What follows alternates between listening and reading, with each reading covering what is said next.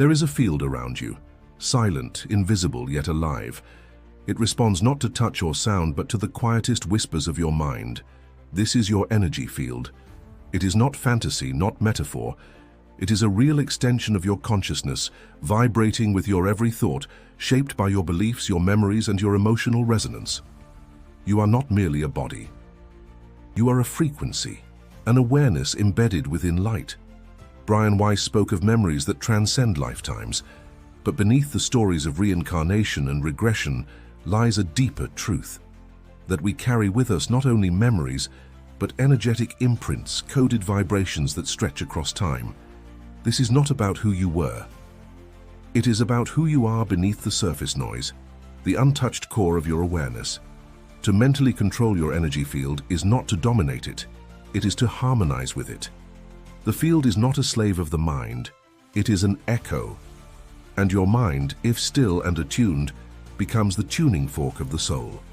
Most people live externally, reacting to the world like ships tossed in stormy waters.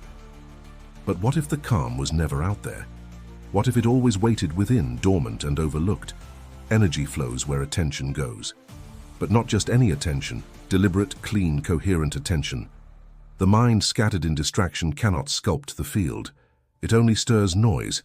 To truly influence your energy field, you must become aware of your thoughts not as facts, but as frequencies. Every thought has a weight, a color, a sound, even if unseen. It shapes the contour of your presence. What you believe, you project. What you fear, you attract. What you love, you magnetize. This is not spiritual idealism. Quantum studies now suggest that consciousness may not be in the brain, but rather connected to a larger field, one that exists beyond space and time. The same field mystics have spoken of for centuries, now re-emerging in the language of physics.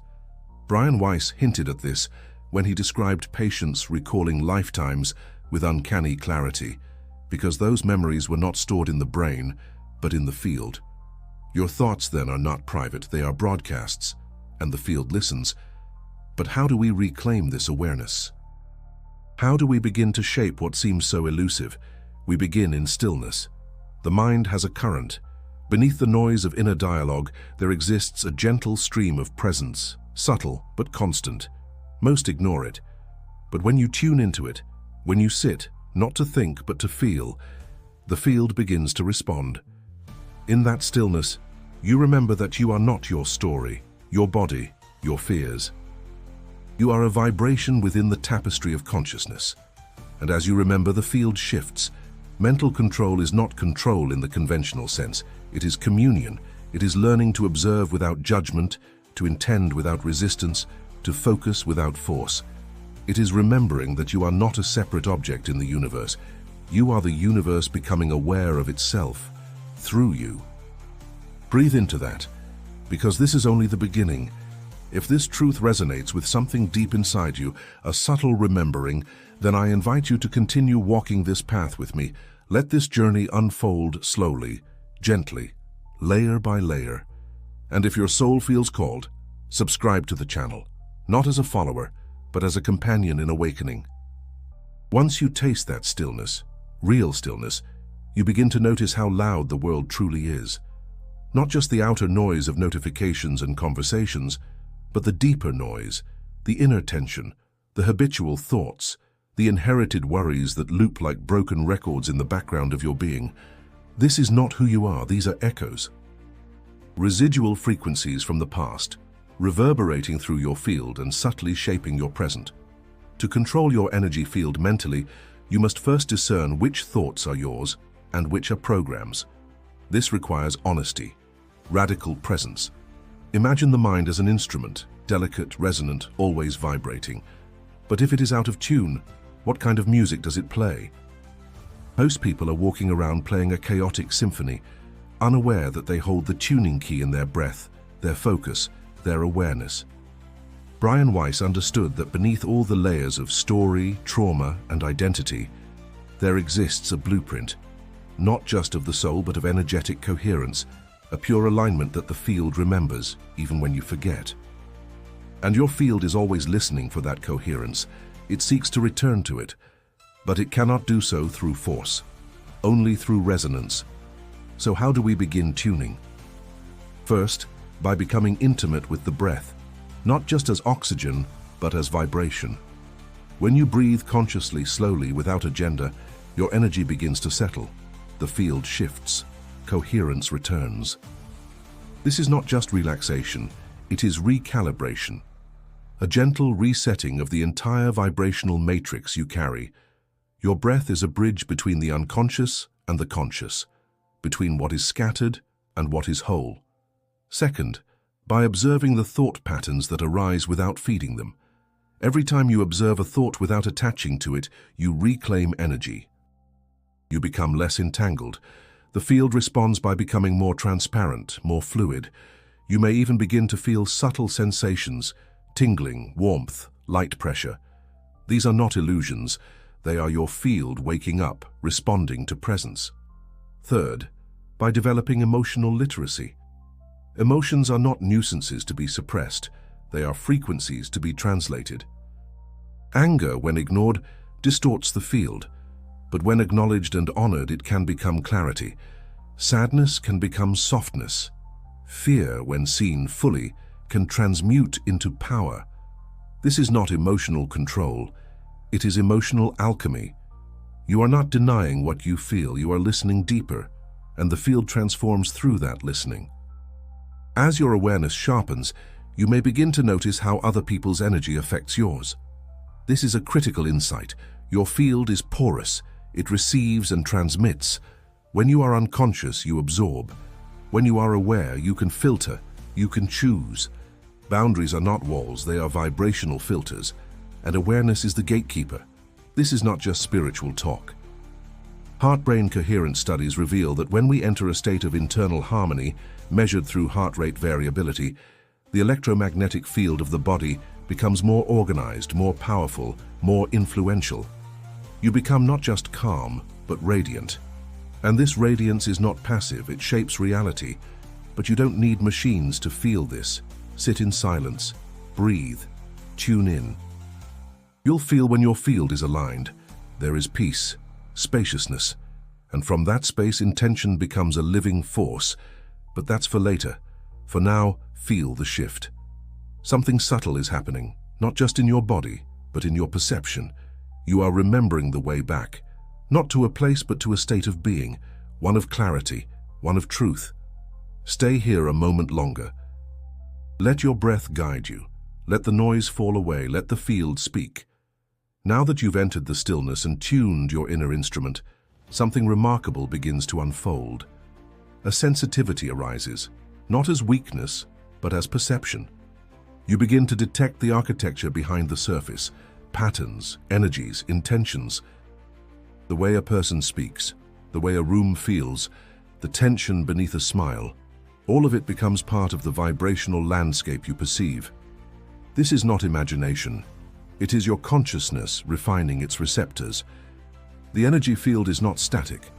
It is a dynamic matrix of information, always shifting, always adapting, and your thoughts are not the only force acting upon it.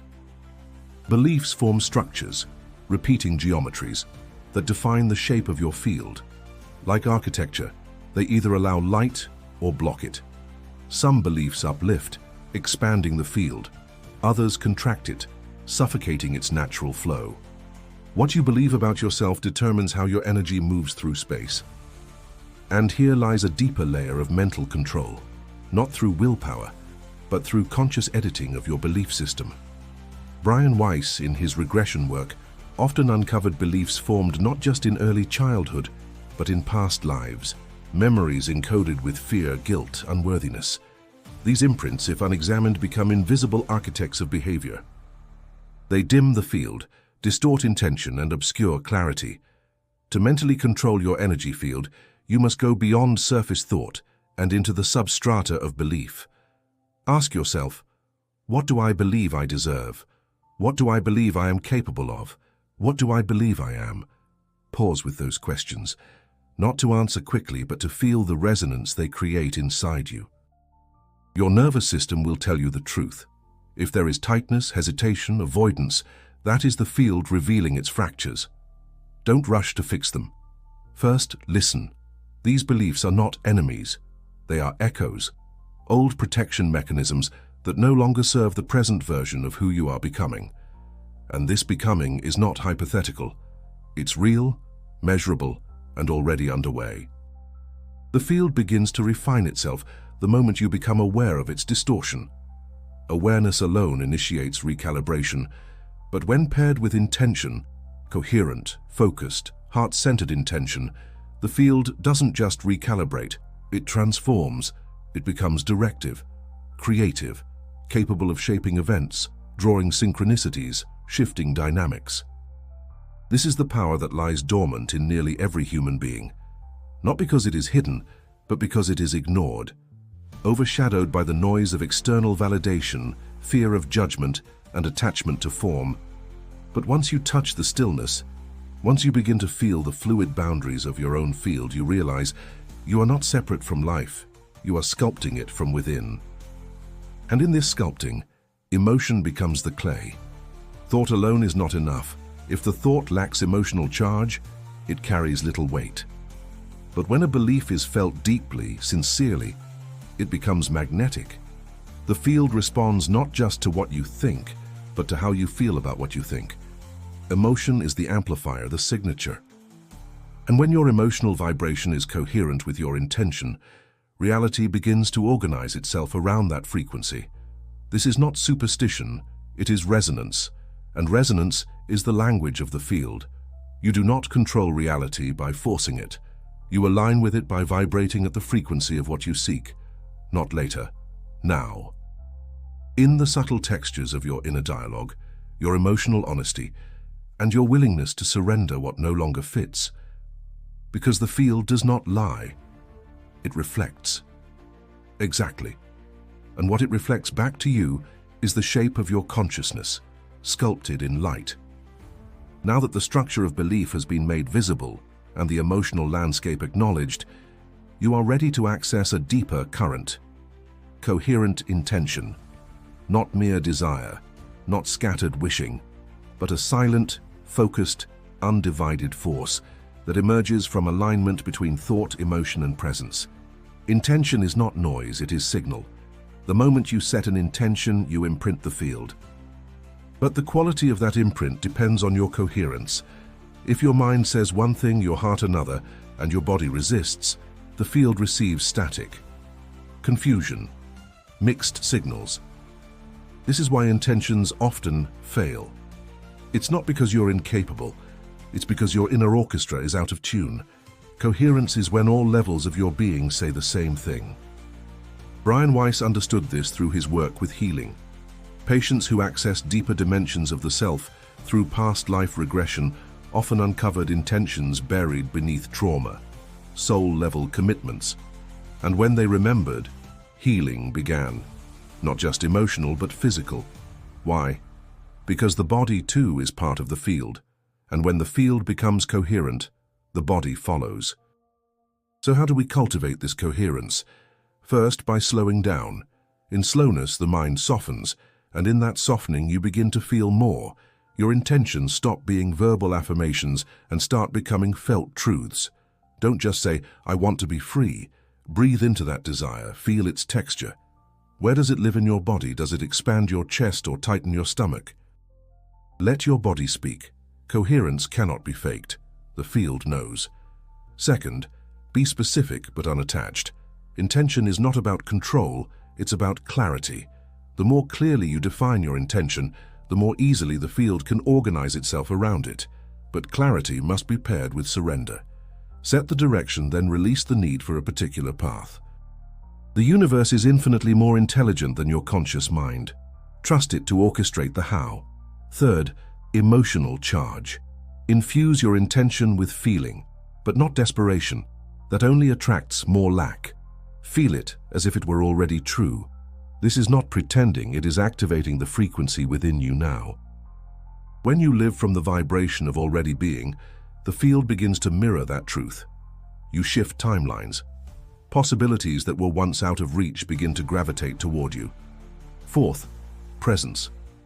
An intention set without presence is like a message written in water. It disappears before it can ripple. When you are fully present, the energy behind your thought becomes denser, more concentrated, more radiant. Presence anchors intention. It gives it body. It makes it real in the now. And finally, repetition, not as mechanical practice, but as reverent return. Each time you revisit your intention, not to force it, but to remember it, you strengthen its signature in the field. You are not begging the universe. You are attuning yourself. Each repetition is a refinement, a recalibration, a deeper alignment between your inner frequency and the external echo you wish to receive. At this stage, your energy field becomes an instrument of creation. You begin to notice subtle shifts in your environment. People respond differently. Opportunities align. Time feels more fluid. This is not coincidence. This is coherence in action. The universe does not respond to words, it responds to vibration. And your vibration is no longer accidental, it is intentional. Let this settle in you. You are not powerless. You are not waiting for life to begin. You are already shaping it in every moment through every choice of attention and every pulse of feeling. You are not here to wish. You are here to remember how to will, not from the ego but from the soul. Because when intention is coherent, the field listens and it begins to move. You have arrived at the threshold. Until now, you have been learning to perceive the field, to tune it, to align with it. But there is one final revelation, one that dissolves the illusion of separation entirely. You are not just influencing the field, you are the field. This realization is not conceptual. It cannot be grasped through thought alone. It must be experienced, lived from the inside out. The sense of you as a separate entity, manipulating some energetic system out there, begins to fall away. What remains is presence, awareness without boundary, an identity no longer confined to skin, name, or history. Brian Weiss hinted at this dissolution when his patients accessed lifetimes not only in other bodies, but in other states of being, pure awareness, between incarnations where time does not flow linearly and the self is not localized. In those moments they touch the essence of what we all are, consciousness embedded in light, fluid and formless, yet capable of infinite expression. When you embody this truth, control transforms into communion. You no longer seek to change reality. You become so attuned to it that change flows through you naturally. You no longer ask for signs, you are the sign. Life stops being a struggle for alignment and becomes a dance of coherence. What you need comes not through effort, but through resonance. You emit clarity, and clarity returns. You live as signal, but this state is delicate. It must be honored, protected, and nourished. Protect it by choosing your environments carefully. The field is sensitive. Chaotic spaces, unconscious relationships, habitual noise, these all blur the signal. You do not need to avoid the world, but you must move through it with discernment, not out of fear, but out of devotion to the vibration you are now sustaining. Nourish it by returning daily to silence, not as a task, but as a return to home. Even a few minutes of pure presence recalibrates your entire system. The field does not require hours. It requires sincerity. When you show up fully, even briefly, the impact ripples far beyond what the mind can comprehend. And honor it by serving it. The more you live from coherence, the more your presence serves others without effort. Your field becomes a sanctuary.